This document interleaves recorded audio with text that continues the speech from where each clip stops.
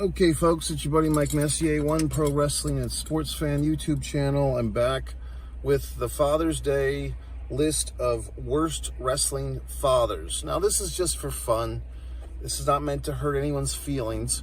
But for the wrestling fans out there who demand lists like this, I'm the person to go to because I have all this wrestling knowledge. No Google necessary, folks. So let's discuss, first off, what are the criterion?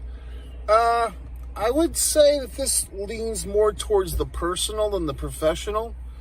Fathers who, in one way or another, kind of disappointed their children, weren't the best dads, did something or didn't do something that kind of adversely affected their children's lives. So it's going to be an interesting thing. I mean, like I said, it's kind of a mean, M-E-A-N, mean thing to do here, but I'm willing to go there, okay? I'm not afraid, and if the heat comes, the heat comes. So let's start, and this one is really a subjective list, folks. I'm sure I'm forgetting someone. I'm sure I'm forgetting something.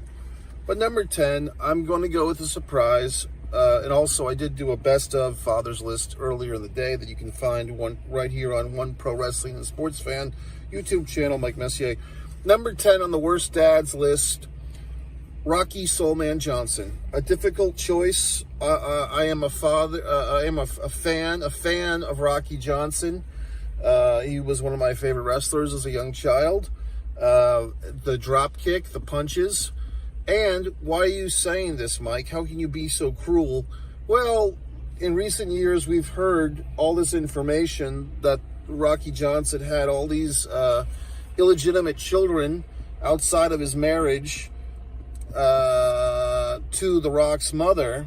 So, you know, I mean, I'd like to see The Rock do a reality show titled, You're The Rock's Half-Sibling. And The Rock goes around and he finds all these siblings, all these children of the various conquests of his father, and he surprises them by being their sibling. But The Rock, sorry, pal, I'm putting your father number 10 on the worst dads list. Number 9, I'm putting Gulas. I'm getting confused even as I'm doing this. The father, George, I believe Nick Gulas was the promoter. The son was George Gulas. I'm having a little bit of a dyslexia moment. I believe Gulas, the original Gulas, the father, over pushing his son. Jim Cornette's told the story many times of the son getting pushed to the moon by the father, promoter Gulas, and that the son couldn't wrestle and the son was not good. So I'm putting the Gulas father, number 9. Number 8, this one also hurts because it's another one of my favorite pro wrestlers, but that's the thing here, folks. I'm trying to be hard-hitting. I'm trying to be honest. This guy almost made the best fathers list, too, because one of his children has turned out quite well, but unfortunately, 2 of his kids, not so much. I'm going with number 8, Ric Flair. Sorry. I just feel that, like I said, because Charlotte Flair has done so well, and I think Rick has contributed pretty nicely to Charlotte's career, Rick almost made the best list. But this is, you know, a thin line, folks, a real thin line, because I had to give it up, and I had to put Ric Flair at number 8 on the worst list. And it hurt me to do that. It was not something I wanted to do, but I did do because I owe it to you, the wrestling fans, to be honest. And so Ric Flair, unfortunately, one son passed away at a young age, and then what really did it for me on this one was David Flair getting over-pushed, treated in fucking WCW towards the dying days, and so Ric Flair, sorry, number 8. This might be some consolation to the Nate, because he's one rank lower on this list. Number 1's the absolute worst. Dusty Rhodes, the American Dream. Yes, you might be surprised, another one of my favorite wrestlers, but you might be thinking, Mike, how could you do this? Cody Rhodes has had such a great thing. He's won the world title in honor of his father, Dusty Rhodes. Well, my counter to that is that Dusty was not really there for his elder son, 17 years older than Cody, Dustin Rhodes. Dusty Rhodes gave Dustin a hard time about his choice of bride. Was very disruptive to Melena, or whatever her name is, Terry Runnels. And Dusty was just not there for fucking Dustin, okay? So sorry, Dusty. Although you were such a great father figure to all those NXT brats, you weren't a great father to Dustin. And you get rewarded by being number 7 on this god-awful list of fathers, okay? Number 6, this guy could have been number 1. He also could have, on some people's lists, been number 1 on the best list. Very controversial. Really, I went back and forth on this. Number 6, Fritz von Erich. I mean, so many things could be said. So many things have been said. The success of his sons, but also the early demises of many of his sons. Back and forth I went on this one. But a couple of things stood out to put Fritz on my number 6 on the shit list. There is a story that goes around that after David passed away, that Fritz would have his other sons, Kevin and Kerry, like forge David Von Erich signatures on some remaining 8x10s, and they would sell those at, Reunion Arena and the Dallas Sportatorium and so forth. That story's been told more than once. And also the stories, here's a real significant one. 2 other things. Mike Von Erich wrestles. Did he want to wrestle? Did he not? Well, after the toxic shock syndrome, I think that was a case where Fritz could have stepped in and said no more wrestling for Mike. Whether Mike was pressured to wrestle or felt the need to wrestle in the first place, he did not start wrestling after David passed away. Mike started wrestling Christmas night, I believe, 1983, against General Skandor Akbar at the Star Wars show. But when Mike should not have gone back to wrestling after the toxic shock syndrome incident, he was never the same. He never looked the same. And then, unfortunately, he killed himself, committed suicide. So that, and the other main thing was the Lance debacle. Okay, I mean, it really felt cheap when Fritz felt the need to construct a new Von Erich nephew, Lance, out of nowhere. It did not seem appropriate to just make yourself a nephew out of thin air. And I just found that to be enough to put Fritz on the shit list instead of the hit list. Instead of the good list, he made the bad list. Number 6 is Fritz Von Erich or Jack Atkinson. Number 5, similar in nature, and maybe this is a bit strong for this gentleman. I mean, I'm looking at it now and just comparing him to Fritz. I might have to reevaluate this, but I did put Bill Watts at number 5. I just felt that his son, strapping young Eric Watts, did have potential, but he should have been allowed to blossom at his own rate. Instead, he got the mega push, beating Steve Austin, beating a lot of wrestlers, Bobby Eaton and so forth, a lot of the mid-card guys that he should have been losing to. Eric Watts was overpushed in 1992/93 by his father. And he kind of, this is the classic case of a father making his son the most hated kid in school. And it's really unfortunate because by all reports, Eric Watts was a nice guy, a smart guy, a good wrestler. And he just got the victimization of his father's over pushing him. So sorry, Bill Watts, number 5. Number 4 might be a bit surprising. Jerry the King Lawler.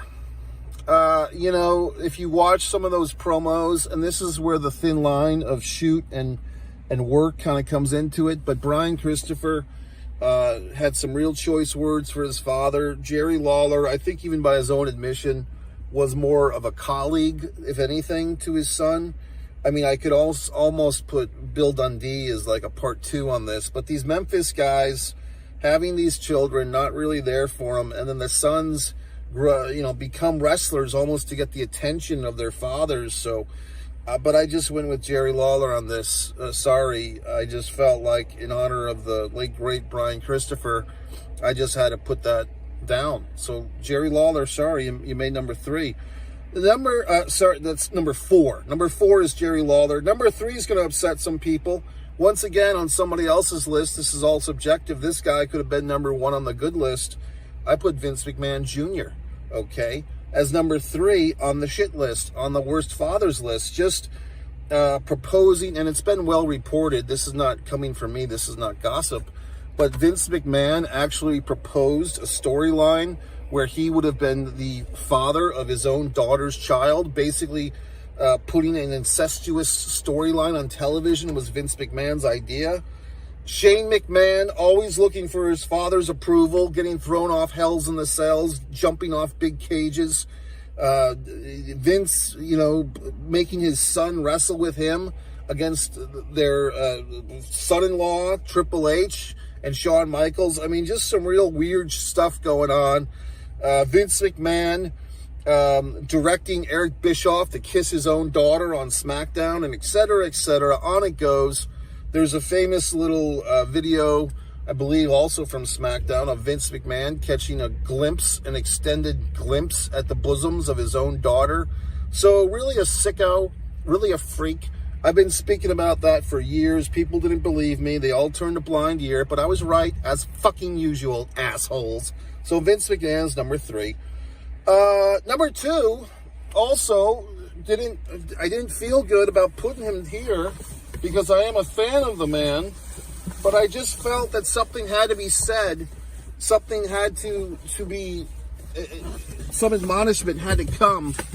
I put, for number 2, worst father in wrestling, and this once again might be very strong, but I put Hulk Hogan. Okay, I'm a big fan of the Hulk. I just feel maybe he just got a bad card with Nick. I really feel that Nick Hogan's actions with that car accident. See, I told you this was getting personal. Nick Hogan's situation with that car accident many years ago, and most recently getting a DWI. I put most of this on Nick's shoulders. I think Nick has disgraced his father. But, Hulk maybe co-signed on some of this behavior. Hulk maybe empowered Nick's horrible behavior. So a young man has had his life ruined by Nick Hogan. I believe he's permanently in a fucking paralyzed state, permanently ruined. His life is ruined by Nick Hogan. And so Nick Hogan causes Hulk Hogan to be number 2. And Brooke Hogan, I think you see all those things with like Hulk Hogan's brides look like Brooke and so forth. And it's kind of weird. So sorry, Hulk, because I'm a fan of Hulk Hogan, but he made number 2, okay? That's what I'm saying. I don't hold fucking back, okay? I'm not here to make goddamn friends. I'm here to make a point. Number fucking 1. This one, some people might be upset. In fact, I have questioned this case, this scenario that we're all terribly familiar with. It's a horrible scenario. But how could I put anyone else? If what we've been told is the truth, and his remaining son has said that the police report was accurate, see, I'm going fucking there, folks. I've got the worst father in pro wrestling is Chris Benoit. So yes, I'm trying to be hard-hitting. I'm trying to be truthful. Chris Benoit, who not only killed himself, but killed the lovely Nancy, who was his wife. Before that, she was married to Kevin Sullivan. She was a beautiful woman, and she, had a great wrestling career herself as a manager of LA back when they used that term. Managing Doom, managing other wrestlers, part of the Four Horsemen scenario in the mid-90s, the 96 Horsemen, Nancy, and also killing a young boy, his own son. If that's the case, I mean, if it's ever proven that Chris Benoit was innocent of that, I will rescind this ranking. But if his remaining son believes the police report, so I mean, if you watch the remaining son, the son that was not there to get killed, he told Chris Van Vliet that he didn't want to believe it either. He read the police report, and now he believes that his father, in fact, killed his stepmother and I believe his half-brother. So, unfortunately, with respect to the young son that was killed, in respect to his mom that was killed, unfortunately, Chris Benoit, in this darkest of moments, gets number 1 on the worst fathers in wrestling list. So, I mean, folks, I told you, this was going to be fucking hard-hitting. So you can sit there, you can cry about it, you can hashtag me into oblivion, but I'm not giving you some pansy-ass joke list, okay? This is not, Paul Bearer because of Kane, some half-assed horse shit list. This is a real hard-hitting fucking list that you'll only see here on One Pro Wrestling and Sports Fan. Me, Mike Messier, because I'm telling you the goddamn truth.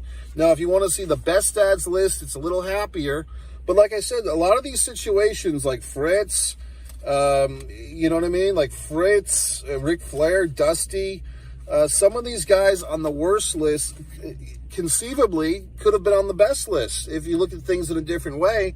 And if you watch my best dads list, I think you're going to be shocked and amazed at some of my rankings over there. So once again, it's Mike Messier, One Man and a Camera Films, a YouTube channel. That's my original films, Messier Mantra, Messier Peace Theater TV shows.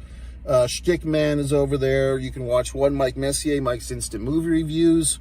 This channel for all your wrestling takes and so forth and interviews. And One Artist Mike Messier for my wonderful work of art. So that's it, folks.